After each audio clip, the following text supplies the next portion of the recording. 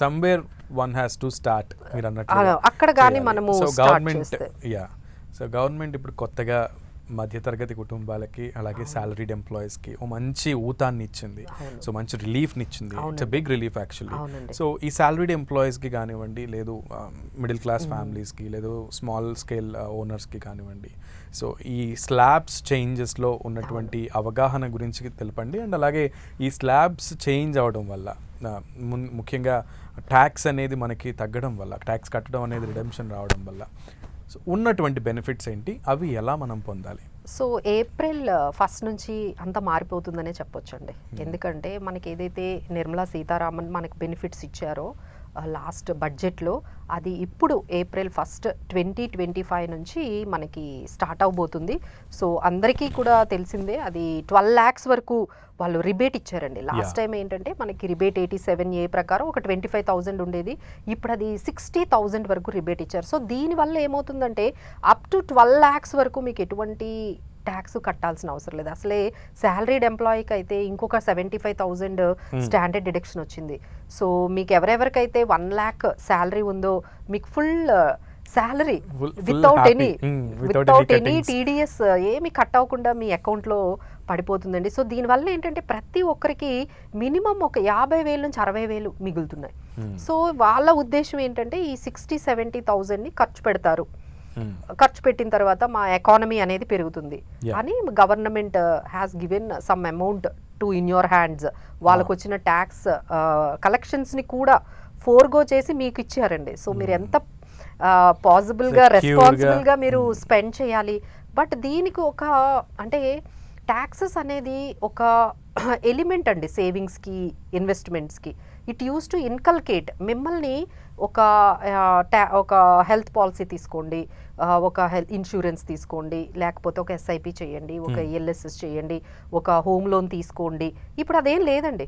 Government ఏం చేసిందంటే దాని నుంచి బయటకు వచ్చేసింది. ఆ రెస్పాన్సిబిలిటీ మీ పెద్దవాళ్ళకే కాదు, ఇప్పుడు గవర్నమెంట్కి కూడా లేదు, పెద్దవాళ్ళకి లేదు, గవర్నమెంట్కి కూడా లేదు, ఎవరికి లేదు. ఇప్పుడు మీ ఇండివిజువల్ రెస్పాన్సిబిలిటీ, సోల్ ప్రొప్రైటర్షిప్ లాగా. ఇంకా అంతే. ఇక గవర్నమెంట్ అయితే మీరు అది చేయండి, మీకు ట్యాక్స్ తగ్గిస్తాము, మీరు ఇన్సూరెన్స్ పాలసీ తీసుకోండి, ట్యాక్స్ తగ్గిస్తాము, ఈ ధోరణి కూడా పోయిందండి. ఈ ఏదైతే ఈ ట్రాన్స్ఫర్మేషన్ అనేది ఇప్పుడు మనకి ఏప్రిల్ 1, 2025 నుంచి వచ్చింది. So you have to take care of your personal finances, మీరే తీసుకోండి అని చెప్పి బాధ్యత అంతా మీ మీద వదిలిపెట్టినప్పుడు మరి ఆ 50,000, 60,000 మిగిలిన దాన్ని మీరు ఏం చేస్తారు? What you will do? So దానికి మనం ఏం చేస్తామంటే first we need to start with ఒక ఎమర్జెన్సీ ఫండ్ని క్రియేట్ చేసుకోవాలి.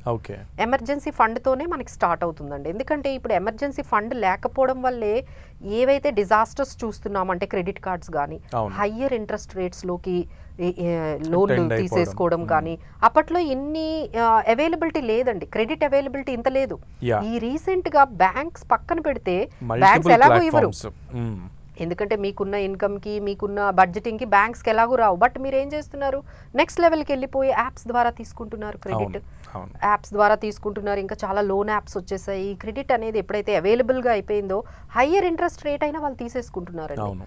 సో క్రెడిట్ కార్డ్స్ కానీ ఇవన్నీ కూడా వాళ్ళ లెవెల్కి మించి యూజ్ చేస్తున్నారు. సో ఇవన్నీ ఎందుకు చేస్తున్నారంటే you don't have any emergency fund. మీకు ఏమైనా కష్టం వచ్చినప్పుడు, మీకు ఏమైనా ప్రాబ్లం వచ్చినప్పుడు మీ దగ్గర బ్యాకప్ లేక మీరేం చేస్తున్నారు? ఎందుకంటే ఇవన్నీ జరుగుతూనే ఉంటాయి కదండి. ఒక 3 months జాబ్ పోతుంది కదా. ఇప్పుడు మనం చాలా లే ఆఫ్స్ చూస్తున్నాం. జస్ట్ 2 days చెప్తున్నారు. 2 daysలోనే మీరు రేపటి నుంచి ఇంకా జాబ్ రాదు అంటే మరి మీ లైఫ్ స్టైల్ ఎట్లా రన్ అవుతుంది? మీ ఫ్యామిలీ ఉంటారు, మీ మీద డిపెండెంట్స్ ఉంటారు. సో మీ దగ్గర ఇంకా ఆప్షన్ ఏముంది చెప్పండి? Definitely you have to use credit card use చేయడం కానీ, లోన్స్ దగ్గరికి వెళ్ళడం కానీ, హైయర్ ఇంట్రెస్ట్ దగ్గరికి చేస్తుంది. సో అందుకనే మేమేం చెప్తామంటే you have to start with 1 emergency fund. అంటే ఇప్పుడు మీ ఎక్స్పెండిచర్ ఒక 50,000 అనుకోండి, ఒక 2 లక్షలు ఒక ఎమర్జెన్సీ ఫండ్ని క్రియేట్ చేసుకొని ఓ పక్కన పెట్టుకుంటే ఎప్పుడైనా ఇలాంటి సిచ్యువేషన్స్, మీ జాబ్స్ కొంచెం బ్రేక్ రావచ్చు, మీరే బ్రేక్ తీసుకోవచ్చు జాబ్స్ నుండి, కొంచెం ఇంప్రూవ్ అవ్వడానికని తీసుకోవచ్చు. లేదు మీకు ఏమైనా హెల్త్ ఇష్యూస్ రావచ్చు, where you couldn't able to go for work, మీరు ఒక 6 months వరకు వర్క్కి వెళ్ళలేని సిచ్యువేషన్లో మీ మెడికల్ కండిషన్ ఉండొచ్చు కదా.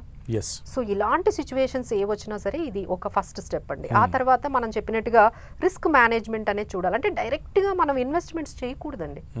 Are you eligible to do the investments? ఇవి చేయకపోతే మీరు అసలు ఇన్వెస్ట్మెంట్స్ రావద్దు అసలు. ఎందుకంటే మీరు ఇన్వెస్ట్మెంట్స్ చేస్తూ ఉంటారు, ఒక్కసారి మీకు ఈ సిచ్యువేషన్ వచ్చిందంటే ఆ ఇన్వెస్ట్మెంట్స్ జీరో కదా. అంతే కదా. జీరో కదా, 1 డేలో జీరో అవుతాయి, ఒక్కరోజు చాలు, చాలా చాలా తొందరగా. ఇప్పుడు ఈ మధ్యన మరీ రెగ్యులర్గా వెంటనే జీరో అయిపోతాయి. సో మీరు రిస్క్ మేనేజ్మెంట్ చేసుకోకుండా మీరు ఇన్వెస్ట్మెంట్స్ మొదలు పెట్టారు అంటే అది ఎప్పటికైనా జీరో అయిపోతుందండి. తర్వాత ఏం చేయాలంటే